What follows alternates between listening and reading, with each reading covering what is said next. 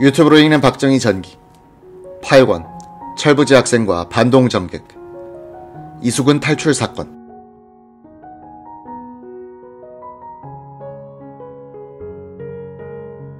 1967년 3월 2일 오후 4시, 하인리히 리브케 독일 연방공화국 대통령과 영부인이 한스 비시네브스키 경제협력상 등 15명의 공식 수행원과 20명의 비공식 수행원을 대동하고 특별 전용기 편으로 김포공항에 도착했다. 3월 6일까지 5일간 체류할 리브케 대통령 부부의 방한은 1964년 박 대통령 부부의 방독에 대한 답방 형식으로 박 대통령 부부의 초청에 의해 이루어진 것이었다. 리브케 서독 대통령 부부는 장기영 영접위원장, 이범섭 의전실장, 패링 주한 서독 대사의 환영을 받으며 트랩에서 내려 박 대통령 부부와 인사를 나눴다. 박 대통령은 3년 전 방독 당시를 회상하듯 리브케 대통령의 손을 다정하게 잡으며 사열대로 안내했다. 리브케 대통령은 꽃다발을 전하는 4명의 어린이들에게 즉석에서 호주머니에서 5마르크 은화 한 입씩을 꺼내 쥐어주었다. 유교사는 이 모습을 훗날까지 기억하며 자신이 붙인 신사 할아버지라는 별칭을 리브케 대통령에게 사용하곤 했다. 리브케 대통령은 서독을 떠나기 전 조선일보 이기양 특파원과 만난 자리에서 원조 자금을 기한 내에 이자와 함께 척척 돌려주는 한국이야말로 외국 원조의 필요성을 증명해 주었다며 기뻐했었다. 박 대통령의 처조카이자 부속실 직원이던 홍정자 씨는 존슨 미국 대통령의 방안과 리브케 서독 대통령의 방안에 대한 박 대통령의 심정엔 근본적인 차이가 있었다고 회고했다. 서독을 다녀오셨을 때 아저씨는 결코 기뻐하는 표정이 아니었습니다. 오히려 침통했다고 할까요?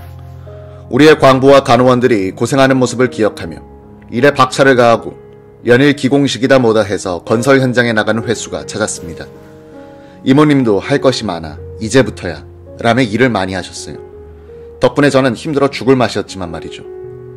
월남 파병이 있고 난 후 최명신 주월 한국군 사령관으로부터 보고를 들을 때는 의욕을 찾곤 했어요. 그래서 1966년 10월 존슨 대통령이 방한했을 때는 기가 펴졌었는데 불과 몇 달 사이지만 리브케 대통령의 방한 때는 비장한 결심이 대통령의 얼굴엔 비치곤 했습니다.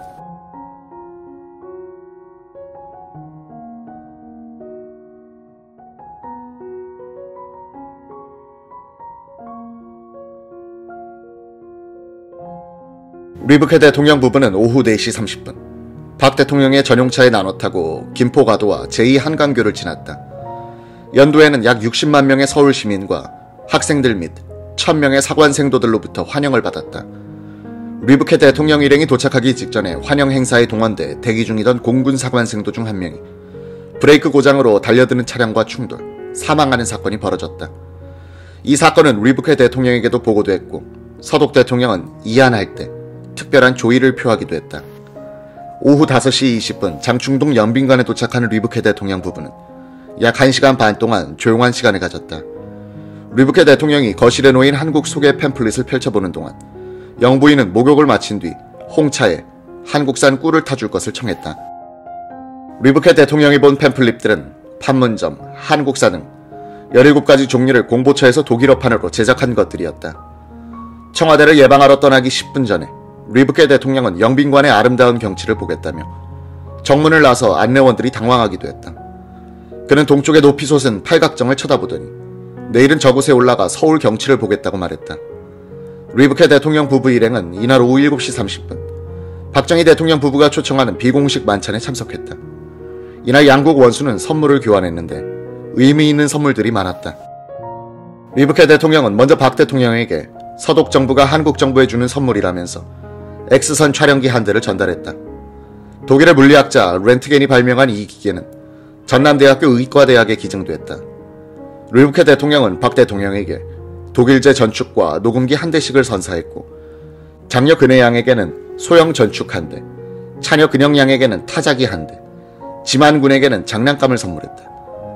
박 대통령은 리브케 대통령에게 고려대학교 아세아 문제연구소가 간출인 구한말에 있어서의 한독 관계 외교 문서를 전달한 뒤 자계 문갑, 가야금, 검은고와 전국 사찰의 범종 소리를 녹음한 레코드 한 장을 전달했다.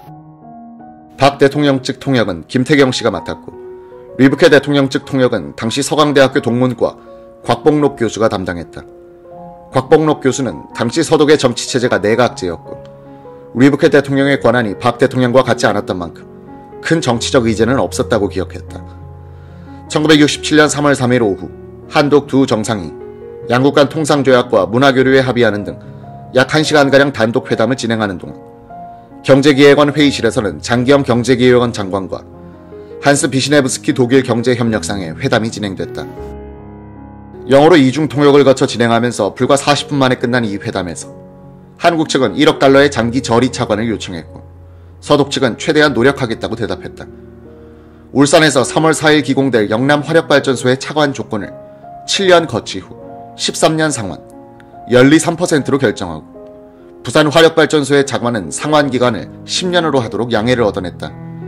영남 화력발전소의 경우 서독 차관에 의해 건설되는 첫 번째 기간 산업시설물로서 서독 차관 2,200만 달러와 내자 18억 7,900만 원으로 1969년에 완공될 국내 최대의 발전소였다.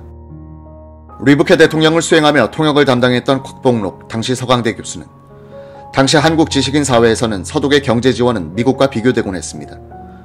미국은 밀가루와 설탕 등 소비재 중심의 원조만 해준 데 비해 서독은 기간 산업시설을 건설하도록 지원한다는 시각이 컸습니다. 라고 했다. 박정희 대통령 부부는 3월 5일 오후 8시부터 조선호텔에서 열린 리브케 대통령 초청 만찬에 참석했다.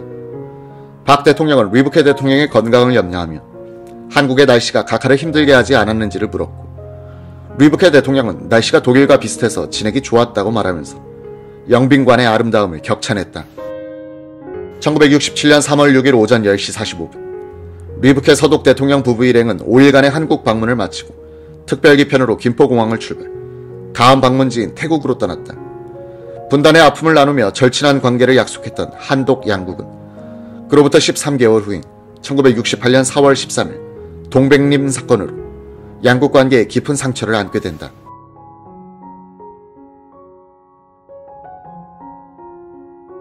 (1967년 3월 5일) 워싱턴 포스트지는 한국 특집을 마련하고 박정희 대통령, 정일권 국무총리, 김종필 공화당 의장, 장기영 부총리, 이동원 전 외무부 장관, 윤보선 대통령 후보, 유진호 신민당 당수 등 7명을 한국의 지도자로 선정하고 논평을 달았다. 박정희 대통령 불과 49세. 높은 자리에 앉는 데는 역량보다 연령이 중시되는 아시아에서 국가 원수로는 젊은 나이다. 과묵한 사람으로 공사를 막론하고 경솔한 짓은 안 할 사람이다. 근엄이란 말이 그에 대한 평으로 쓰여지고 있는데 영도력에 대한 자신이 붙어가고 있다는 증거다. 정일권 총리, 매사가 분명하고 사교적이며 1971년에 박 대통령 후계자로 물망이 높다. 김종필 공화당 의장, 근래 공적인 활동이 눈에 띄고 있지 않으나 박 대통령 다음가는 제2인자다. 허세가 없고 자기의 역량에 자신만만한 듯하다. 정일권 씨와 더불어 박 대통령의 후계자 후보다.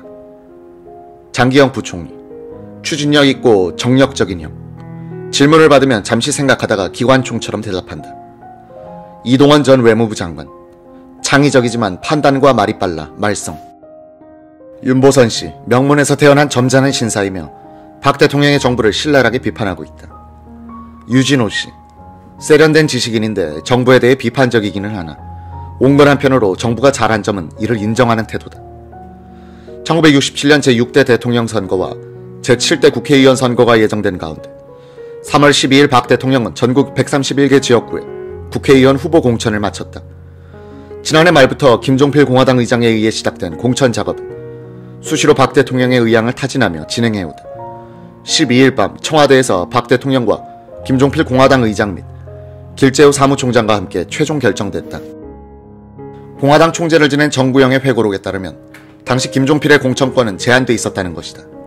당에서는 길재우 사무총장, 김성근 재정위원장, 청와대의 이유락 비서실장, 김용욱 정보부장 이 4사람이 협의해서 청와대로 자료를 올렸고 대통령은 이것을 토대로 공천을 결정한 것이라고 한다.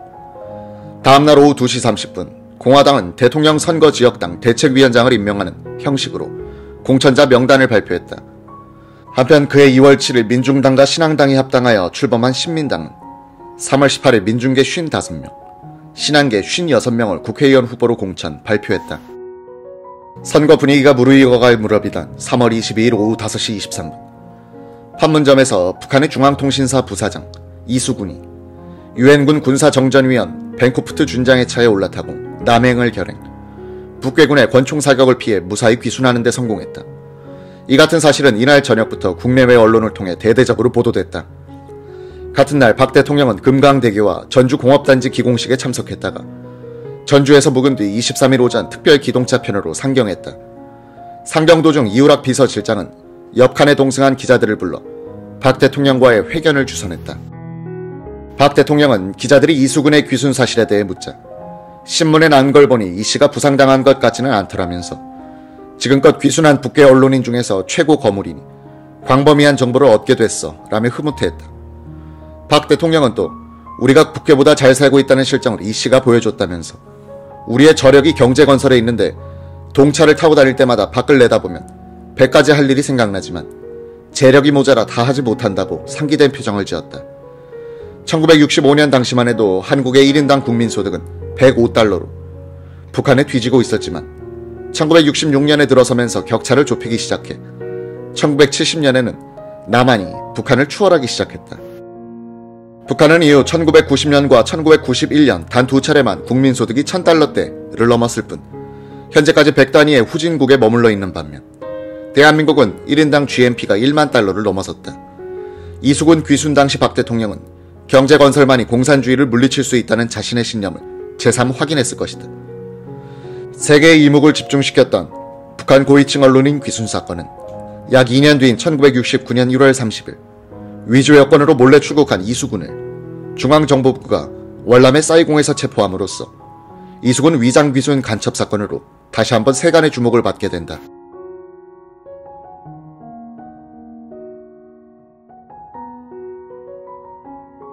필자는 이 사건을 추적하다가 20년이 지난 1989년에 월간조선 3월호를 통해 이수근은 간첩이 아니었다는 기사를 쓰게 됐다. 귀순한 북한 노동당 간부를 통해 이수근은 간첩이 아니었다는 증언을 확보할 수 있었다.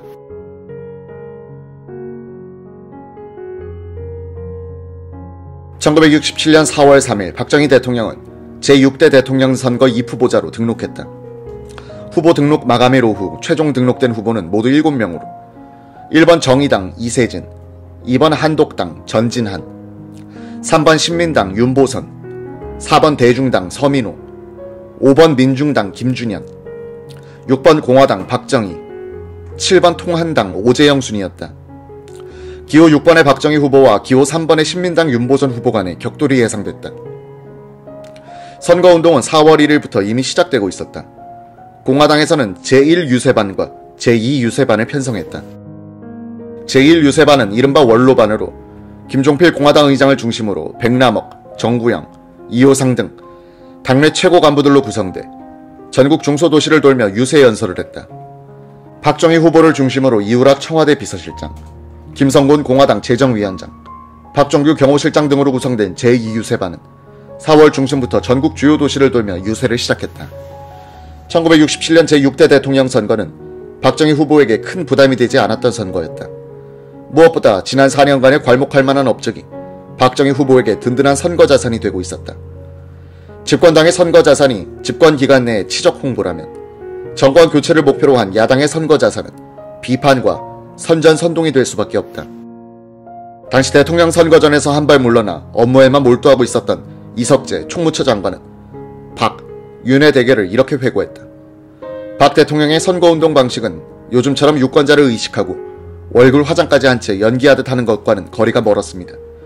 생리적으로 그런데 맞지 않는 사람이었던 겁니다. 당시 정부나 박 대통령은 선거에서 당연히 이길 것으로 보고 있었습니다. 월남 특수와 대미 관계가 좋아지면서 대통령이 하고자 하는 일에 힘이 실리던 때였습니다. 그때는 누구나 박정희 후보가 이기는 선거라고 봤던 겁니다. 그런데 야당에서는 4년 전 윤보선 후보가 박정희 후보에게 15만 표 차이로 졌다는 것을 잘못 해석하고 있었죠. 그때는 자신이 군사정권의 행정, 관건 선거로 진 것이므로 정신적 대통령이며 재출마하면 이길 수 있다고 본 겁니다. 그때만 해도 윤보선 씨는 여름에도 장갑 끼고 사람들과 악수하는 귀족이었습니다. 그분의 감각은 자유당과 민주당의 양반 시대에 머물러 있었던 거죠. 그러나 지난 4년 동안 한국은 박정희 대통령의 서민적 스타일로 전환된 시대였습니다. 윤보선 후보만 그런 사실을 모른 채 자유당과 민주당 시절의 감각으로 선거에 임했던 겁니다. 당연히 윤 후보 측은 앞뒤 가리지 않고 정부 비판만 해댔죠.